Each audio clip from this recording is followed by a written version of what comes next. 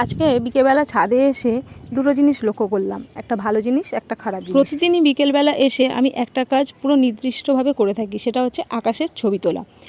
আকাশের রূপ এক এক দিন এক এক রকম থাকে, যেটা আমার খুবই ভালো লাগে ছবি তুলতে।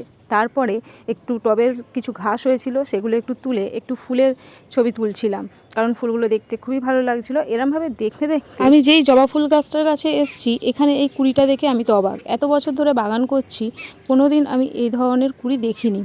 আর তোমরা কখনো দেখেছো কি না কমেন্ট করে জানিও। আসলে এই কুড়িটা সাধারণত আমরা একটা ডান্ডির মধ্যে একটাই কুড়ি দেখি, কিন্তু এখানে একটা ডান্ডির মধ্যে দুটো কুড়ি হয়েছে। মানে জিনিসটা আমি কখনো দেখিনি, আর এটা আমার বাগানে অন্তত প্রথম। তোমাদের হলেও হতে পারে, তোমরা হয়তো দেখেছো, কিন্তু আমি কিন্তু কখনো দেখিনি। আর এটা হচ্ছে আমার ভালো জিনিস। আর সেকেন্ড যেটা বাজে জিনিস হলো, সেটা হচ্ছে অ্যাডিনিয়াম গাছটার কাছে যখন গেলাম, তখন দেখলাম যে আমার এই অ্যাডিনিয়াম গাছগুলোতে, তোমরা দেখেইছো আগে, অনেকগুলো ফল ধরেছিল।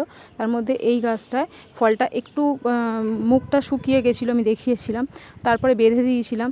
তো এটা কোনোভাবে মনে হয় ফেটে গেছিলো, আর বৃষ্টির জল পড়ে ভেতরে বীজটা তৈরি হয়নি, কারণ কচি ছিল বীজগুলো ভেতরে, আর বীজগুলো পুরো পচে গেছে। তো এইটা আর কোনো কাজের নয়, আর এটা আমি আর ইউজও করতে পারবো না, কারণ এটা বীজটা রেডিই নেই, এখান থেকে আর কোনো গাছ তৈরি হবে না, এটা ফেলে দিতে হবে।